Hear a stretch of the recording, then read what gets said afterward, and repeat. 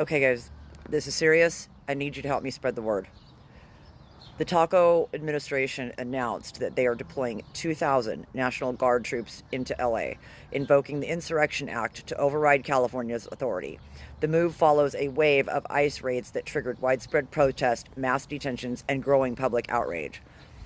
Federal agents conducted coordinated immigration raids across Los Angeles on Friday, arresting at least 44 people, many near garment factories, warehouses, and Home Depot parking lots where day laborers gather. Legal residents were reportedly swept up in the operation, and immigrant rights lawyers have not been granted access to the detained. Protests broke out almost immediately. Demonstrators waved flags, wore respiratory masks, and gathered in the Paramount area, where they were met with militarized agents using tear gas and crowd control weapons. A car was set ablaze at Atlantic Boulevard. The Department of Homeland Security claimed 1,000 rioters attacked a federal building. That's not true, though Reuters was unable to independently verify that account. I live in LA. I know. Governor Gavin Newsom called the deployment purposefully inflammatory, adding, "This is not about public safety. This is a political stunt aimed at demonizing immigrants and punishing blue states." LA Mayor Karen Bass stated, "These tactics sow terror in our communities and disrupt basic principles of safety in our city. We will not stand for this." White House aide Stephen Miller, one of the key architects of Trump's immigration agenda, declared the demonstrations a violent insurrection, justifying a federal intervention. Exercising your First Amendment right is not an insurrection.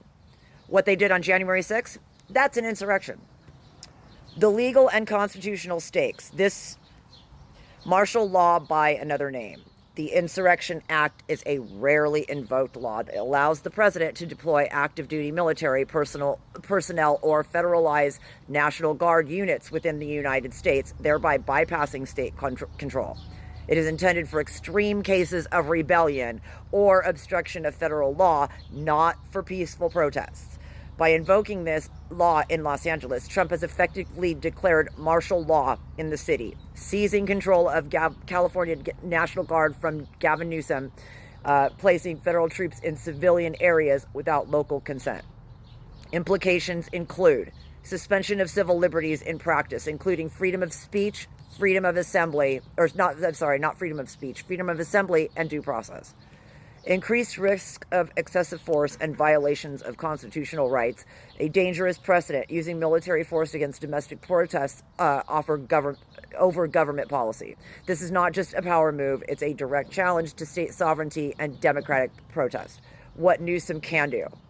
Governor Newsom has limited options, but each one carries weight.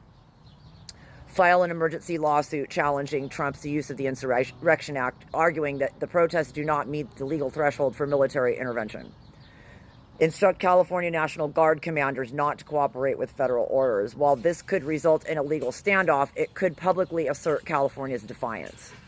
Mobilize allies. He could include other governors, members of Congress, and civil rights organizations to put national pressure on the administration and raise the political cost of escalation. Declare a state of emergency on California's terms, using still unfederalized portions of the Guard and local law enforcement to protect protesters and prevent further raids. This moment is a breaking point. Trump's unprecedented use of the Insurrection Act to target immigration communities and suppress public protests isn't just about Los Angeles. It's a test of how far federal power can go when unchecked and whether states have the means to push back. Spread the word.